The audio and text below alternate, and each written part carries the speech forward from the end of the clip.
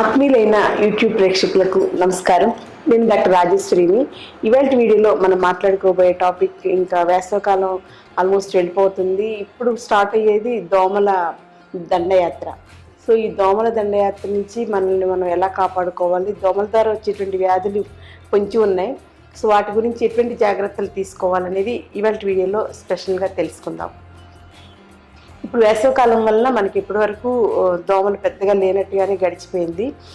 కానీ ఈ వసంత ఋతువు, గ్రీష్మ ఋతువులో మనకి కరోనా వెంటాడటం వలన చాలా అతలాకుతలైనటువంటి ఆర్థిక వ్యవస్థ, తర్వాత ఆరోగ్య ఇబ్బందులు, ఆర్థిక ఇబ్బందులు, ఇవన్నీ వీటన్నిటితోటి చాలా ఇబ్బందులు పడుతున్నాం. ప్రస్తుతం లాక్డౌన్ అయిపోవచ్చింది. ఈ నేపథ్యంలో మనకి నెక్స్ట్ ఆల్రెడీ దోమల దండయాత్ర స్టార్ట్ అయింది. ఒక ప్రక్కన మిడతలు కూడా దండులా వచ్చేస్తున్నాయి.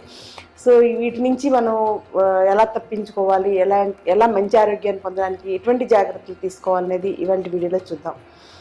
సాధారణంగా మనకి వర్షాకాలం వస్తుండగానే దోమలు వచ్చేస్తుంటాయి. సో దోమల గురించి గవర్నమెంట్ వాళ్ళు కూడా పౌడర్ అవి చల్లడం అని, తర్వాత స్పెషల్ కేర్ అవి తీసుకుంటారు.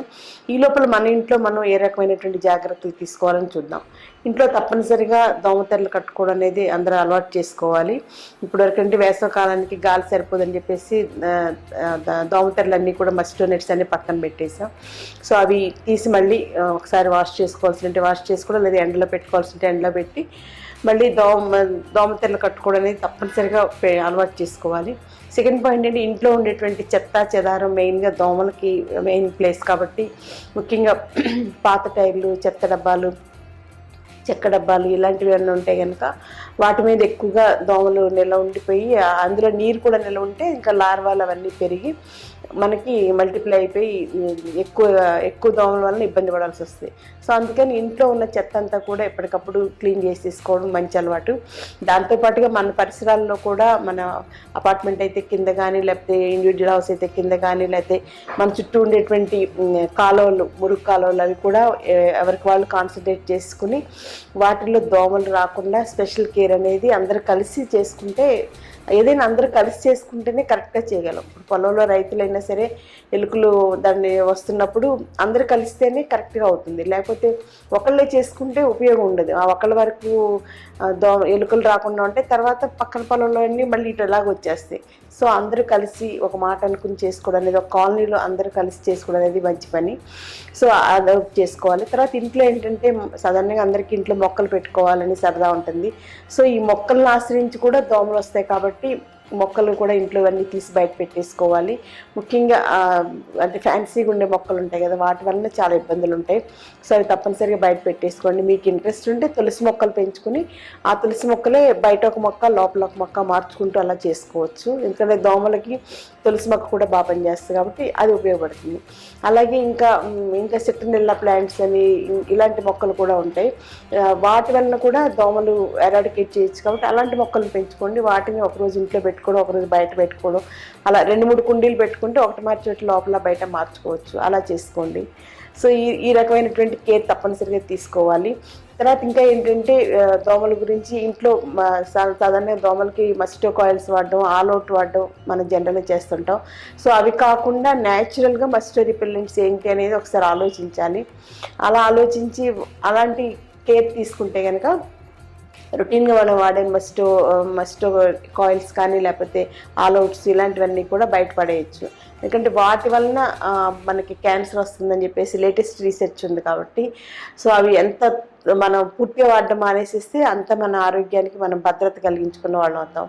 ముఖ్యంగా ఏంటంటే ఇలాంటి మస్కిటో కాయిల్స్ కానీ, ఆల్అవుట్స్ ఇలాంటివన్నిటి వలన ఏంటంటే అవి మన ఇమ్యూనిటీ వ్యవస్థను కూడా దెబ్బతీస్తాయి. ఎప్పుడైతే మన ఇమ్యూనిటీ వ్యవస్థ దెబ్బతిందో అప్పుడు రకరకాల ప్రాబ్లమ్స్, వాటితో పాటుగా క్యాన్సర్ ఇలాంటి ప్రాబ్లమ్స్ అన్నీ వస్తాయి. పిల్లలు ఉన్న ఇంట్లో అయితే కనుక వాళ్ళకి శ్వాసకోశ ఇబ్బందులు ఎక్కువగా వస్తాయి. అంటే ఎలర్జీస్ కానీ, లేకపోతే బ్రాంకైటిస్ కానీ, ఆస్మా కానీ ఇలాంటి ప్రాబ్లమ్స్ వస్తాయి. కాబట్టి తప్పనిసరిగా మస్కిటో కాయిల్స్ 100% వాడడం అనేది మానేసేయాలి. ఎందుకంటే ప్లాస్టిక్ ఎంత చెడ్డదని తెలుసుకున్నాము, మన ఇమ్యూనిటీని దెబ్బతీయడంలో కానీ, లేకపోతే మనకి క్యాన్సర్ రావడానికి కానీ, ప్లాస్టిక్ ఎంత చెడ్డో సేమ్ అదే టైప్లో ఈ మస్కిటో కాయిల్స్ కూడా అలా ఉంటాయి కాబట్టి అవి కూడా పూర్తి ఇంట్లో ఎరాడికేట్ చేసేసుకోవాలి. సో ఆ ప్లేస్లో ఏం వాడుకోవాలనేది ఒకసారి ఆలోచిద్దాం. ఆ ప్లేస్లో మనం పాత రోజుల్లో లాగా మనం ధూపం వేసుకోవడం అనేది మంచి అలవాటు. సో మనకి ముఖ్యంగా ఏంటంటే కొబ్బరి పీచు, తర్వాత కొబ్బరి నూనె, తర్వాత కొంచెం కర్పూరం, గోమయం ఇవన్నీ కలిపేసేసి కొంచెం తులసి ఆకులు ఉంటే సిట్రనెల్ల ఆకులు కూడా వేసుకోండి. ఇవన్నీ కలిపేసేసి ఒక కిట్ లాగా పెట్టుకోండి మీరు. వాటిని రోజు సాయంత్రం పూట 6:30 ఆ టైంలో పిల్లలతోటి ఇంట్లో వెలిగించేసి, అంటే మనకి ఎలా అయితే హోమం చేసేటప్పుడు రాగి పాత్రలో అన్నీ వేసి చేస్తామో అలాగా అవన్నీ కూడా ఒక ధూపానికి అన్నీ సెట్ చేసుకుని పిల్లల చేతి సాయంత్రం 6:30 ఆ టైంలో వెలిగించేస్తే ఇంట్లో పెట్టుకుని ఇల్లంతా కూడా ఒకసారి ఒక రౌండ్ పిల్లల చేతి తిప్పించండి. అప్పుడు మూలలో ఉన్నటువంటి దోమలు కూడా పోవడానికి మంచిది. ఇంకోటి ఏంటంటే దీనివల్ల అడ్వాంటేజ్ ఏంటంటే దోమలు పోవడంతో పాటుగా మన ఇంట్లో ఉన్నటువంటి నెగిటివ్ వైబ్రేషన్స్ అన్నీ కూడా బయటకు వెళ్ళిపోతాయి. తర్వాత మనకి గోమయంకి సంబంధించిన వాసన పీల్చినా సరే ఇంట్లో మనకి మంచి వైబ్రేషన్స్ వస్తాయి కాబట్టి అది మెయిన్ ఇంపార్టెంట్ పాయింట్. సో దాంతోపాటుగా దోమల మీద ఈ గోమయం కానీ గోమూత్రం కానీ చాలా బాగా పనిచేస్తుందని పంచగవ్య మీద నేషనల్ ఆయుర్వేదిక్ రీసెర్చ్ సెంటర్ వాళ్ళు మంచి రీసెర్చ్ చేశారు. పంచగవ్య అంటే గోవుకు సంబంధించినటువంటి పాలు, మూత్రము, పెరుగు, నెయ్యి, గోమయం. సో 5కు సంబంధించింది పంచగవ్య అని చెప్పేసి స్పెషల్గా ఆర్ఏవి వాళ్ళు ఆల్ ఇండియా లెవెల్లో ఉండే ఆర్ఏవి రీసెర్చ్ ఇన్స్టిట్యూట్ వాళ్ళు ఒక పెద్ద రీసెర్చ్ చేసి ఒక బుక్ ఒకటి తీసి సబ్మిట్ చేశారు. సో దానిలో ఏంటంటే మెయిన్గా గోవుకు సంబంధించిన పదార్థాలు ఇవన్నీ కూడా బై ప్రోడక్ట్స్ అన్నీ కూడా మస్కిటో రిపెల్లెంట్స్గా యాక్ట్ చేస్తాయి కాబట్టి వాటిని సామాన్యంగా ప్రజలందరూ వాడుకోవడం మంచిదని సూచించారు. వీటికి సంబంధించిన ప్రోడక్ట్స్ ఏమన్నా మీకు బయట మార్కెట్లో దొరికితే ఆల్రెడీ చాలామంది చేస్తున్నారు, గోమయానికి సంబంధించి గోశాలలో ఉన్న వాళ్ళందరూ చేస్తున్నారు. అలాంటి ప్రోడక్ట్స్ ఉంటే వాటిని మస్కిటో రిపెల్లెంట్స్గా వాడుకోండి. సో ఇది మెయిన్ కేర్ అనేది తప్పనిసరిగా తీసుకోవాలి. అలాగే వర్షాకాలం వచ్చిందంటే డైట్ ప్లాన్లో మనం ఎక్కువగా వీలైనంతగా గోరువెచ్చటి ఆహారం తీసుకోవాలి, గోరువెచ్చటి మంచినీళ్ళు తాగుతూ ఉండాలి. అలాగే మనకి ఆ టైంలో ఇప్పుడు గ్రీష్మ ఋతువుల్లో మన శరీరంలో వాతం పెరిగిపోయి ఉంటుంది.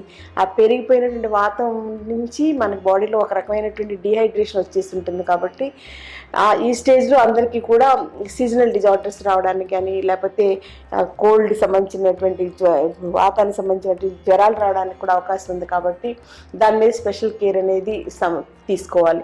అలాగే సీజనల్ డిజార్డర్స్గా మనకి డెంగ్యూ ఫీవర్ కానీ ఈ మలేరియా కానీ టైఫాయిడ్ కానీ ఇలాంటివన్నీ కూడా రావడానికి అవకాశం ఉంది కాబట్టి ప్రజలు వాటి గురించి ముందుగానే ప్రిపేర్ అయ్యుండి అవి రాకుండా మన శరీరాన్ని ఇమ్యూనిటీ పెంచుకోవడం అనేది మెయిన్గా చూసుకోవాలి.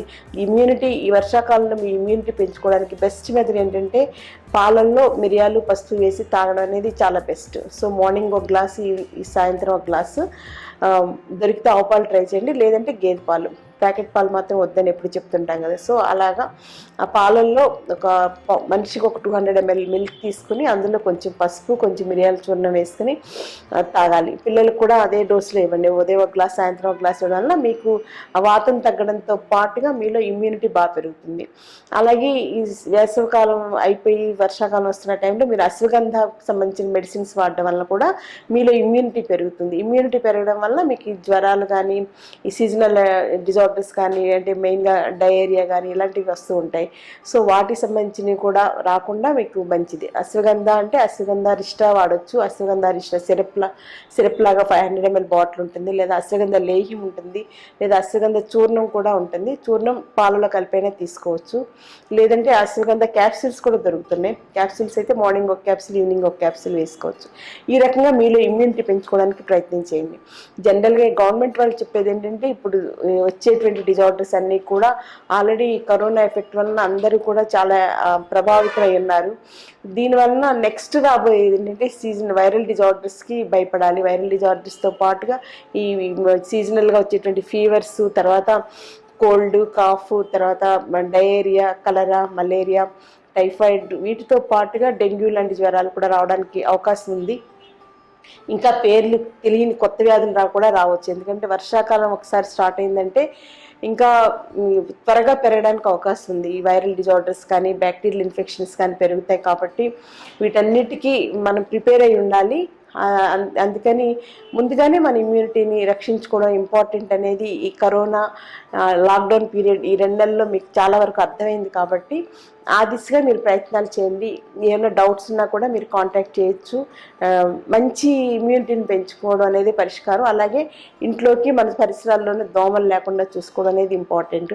అలాగే ప్రయాణాలు చేసేవాళ్ళు కూడా బస్సుల్లో ట్రైన్స్లో కూడా దోమలు ఉంటాయి కాబట్టి వాటికి సంబంధించిన కూడా కేర్ తీసుకోవడానికి ప్రయత్నించేయండి. అలాగే ఇంకొక స్పెషల్ ఫార్ములా ఏంటంటే మీరు ఎక్కడున్నా సరే మీతో పాటుగా చిన్న వేప నూనె సీసా ఒకటి దగ్గర పెట్టుకోండి. సో ఆ వేప నూనె సీసాని మీరు కొంచెం ఆయిల్ ఇలాగా అరచేతి మీద అప్లై చేసుకుని మొత్తం చేతులకి ముఖానికి ఎక్కడైతే మనకి దోమలు కుట్టడానికి అవకాశం ఉందో ఓపెన్ ప్లేసెస్ ఉంటాయి కదా, చేతులు బయట పెట్టేస్తుంటే ముఖం బయట ఉంటుంది. సో అవన్నీ కూడా వేప నూనె అప్లై చేసుకోండి. ఆ వేప నూనెకి అవి బయటికి పారిపోతాయి. సో దోమలు ఎక్కువగా అటాక్ అవ్వు. సో మంచి కంపెనీ వేప నూనె తీసుకొని మీ దగ్గర ఉంచుకుంటే మీరు దోమల నుంచి మిమ్మల్ని కాపాడుకోవడానికి చాలా మంచి అవకాశం ఉంటుంది. కాబట్టి తప్పనిసరిగా ఈ జాగ్రత్తలు తీసుకుంటే మనం వచ్చేటువంటి వర్షాకాలంలో వచ్చేటువంటి వ్యాధుల నుంచి మనల్ని మనం కాపాడుకోవచ్చు. మరో మంచి వీడియోలో మళ్ళీ కలుసుకుందాం. Until then take care. Thank you.